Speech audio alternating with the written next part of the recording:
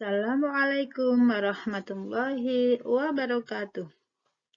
Bagaimana kabarnya anak-anak? Semoga dalam lindungan Allah Subhanahu wa Ta'ala. Tetap semangat? Nah, ya. Bagaimana kabarnya hari ini? Alhamdulillah, tetap semangat. Allahu Akbar. Ya, sebelum memasuki materi yang kedua, yaitu infak, marilah kita berdoa terlebih dahulu. A'udzu billahi minasyaitonir rajim. Bismillahirrahmanirrahim. Raditu billahi robba wa bil islami dina wa bi Muhammadin nabiyya wa rasula. Rabbi zidni ilma warzuqni fahma. Amin ya rabbal alamin. Alhamdulillah, dengan berdoa semoga kita diberi kemudahan untuk menerima ilmu yang bermanfaat. Ya, untuk pertemuan yang kedua ini kita memasuki materi tentang infak. Anak-anak pernah melakukan infak? Iya, pengertian infak. Infak menurut bahasa adalah kata infak berasal dari bahasa Arab yaitu nafaqoh, yang berarti membelanjakan atau menafkahkan.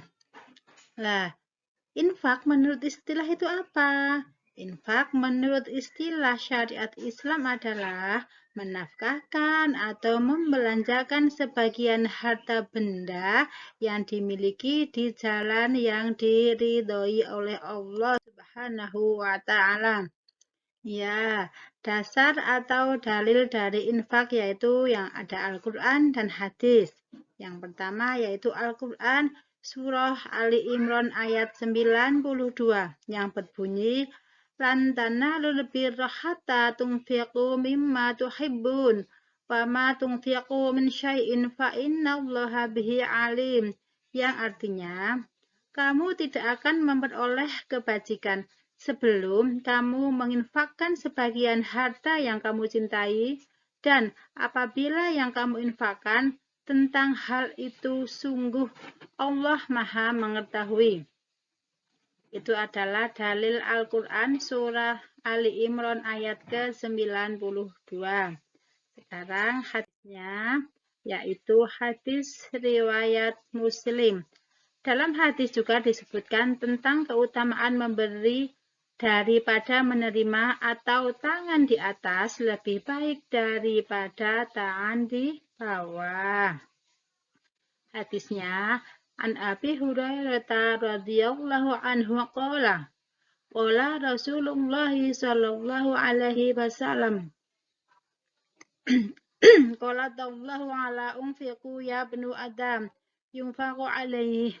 Itu hadis tentang keutamaan tangan di atas lebih baik daripada tangan di bawah, maksudnya lebih baik kita berinfak. Ya, sekarang masuk ke ketentuan infak. Yang pertama yaitu tentang hukum infak itu sendiri. Yang pertama, infak wajib. Infak wajib berarti hukumnya wajib untuk mengeluarkannya, seperti membayar zakat, membayar mahar pengantin, menafkahi istri, dan menafkahi istri yang ditalak dan masih dalam waktu iddah. Itu adalah hukum wajibnya. Sekarang infak sunnah. Infak sunnah berarti hukumnya adalah sunnah untuk mengeluarkannya, seperti infak untuk perjuangan di jalan Allah.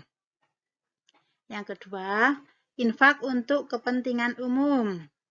Yang ketiga, infak untuk menolong musibah. Dan masih ada lagi, infak untuk anak-anak yang membutuhkan. Infak dengan alat kebersihan juga bisa. Infak mubah. Infak mubah berarti hukumnya mubah untuk mengeluarkannya, seperti yang pertama hadiah, yang kedua hibah. Sekarang yang keempat, infak haram. Infak haram berarti hukumnya haram untuk mengeluarkannya. Seperti apa yang diharamkannya?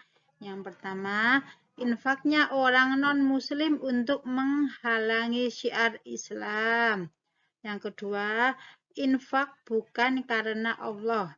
Infaknya untuk pamer pada orang lain. Wah, supaya saya dipuji dengan orang lain, saya akan melakukan infak. Nah, infak seperti itu hukumnya haram. Sekarang rukun infak. Rukun infak itu ada 4. Yang pertama, pemberi infak. Orang yang memberi infak namanya munfik. Yang kedua, penerima infak atau munfik lahu, orang yang menerima. Yang ketiga, barang yang diinfakkan. Yang keempat, penyerahan atau ijab kabul atau akad yang disampaikan. Sekarang apa syarat infak itu? Syarat infak untuk munfik atau orang yang memberikan infak. Yang pertama, orang yang memiliki harta berlebih, mempunyai harta lebih. Ikhlas karena Allah, bukan karena pamrih, bukan karena riya.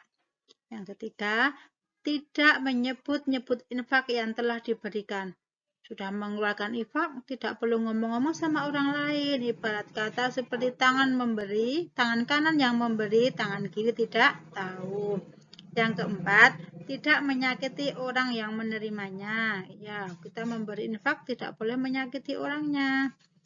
Sekarang yang kedua, apa itu syarat barang yang diinfakkan? Harus ada harta yang boleh ditasarufkan atau dibelanjakan. Yang kedua, terpilih. Yang ketiga, harta yang diperjualbelikan. Yang keempat, orang yang sah pemilikannya. Yang kelima, sah penerimaannya dan tanpa adanya pengganti. Itu adalah syarat. Tata cara infak. Yang pertama, golongan penerima infak. Terdapat pada surah Al-Baqarah ayat 215 yang berbunyi Bismillahirrahmanirrahim. Yas'alunaka madza yunfiqun. Qul ma anfaqtum min khairin falil walidaini wal aqrabina wal yatami wal masakin wa ibnis sabil. Wa ma taf'alu min khairin fa innallaha bihi alim. Yang artinya, mereka bertanya kepadamu, wahai Muhammad, tentang apa yang harus mereka infakkan. Katakanlah, harta apa saja yang kamu infakkan, hendaknya diperuntukkan bagi kedua orang tua, kerabat, anak yatim, orang miskin, dan orang yang dalam perjalanan. Dan kebaikan apa saja yang kamu kerjakan, maka sesungguhnya Allah Maha Mengetahui. Berdasarkan ayat di atas, Surah Al-Baqarah ayat 215, maka penerima infak sebagai berikut. Yang pertama adalah siapa? Iya, orang tua. Yang kedua, saudara terdekat atau iya, keluarga. Yang keempat, anak-anak yatim. Yang keempat, fakir miskin. Yang kelima, orang yang sedang dalam perjalanan atau musafir. Nah, golongan yang tidak berhak menerima infak itu siapa saja? Orang kaya. Orang kaya tidak berhak menerima infak. Yang kedua, orang yang masih mampu bekerja. Orang yang masih mampu bekerja tidak perlu dikasih infak. Yang ketiga, non-muslim yang memusuhi Islam. Yang keempat, orang murtad atau keluar dari agama Islam.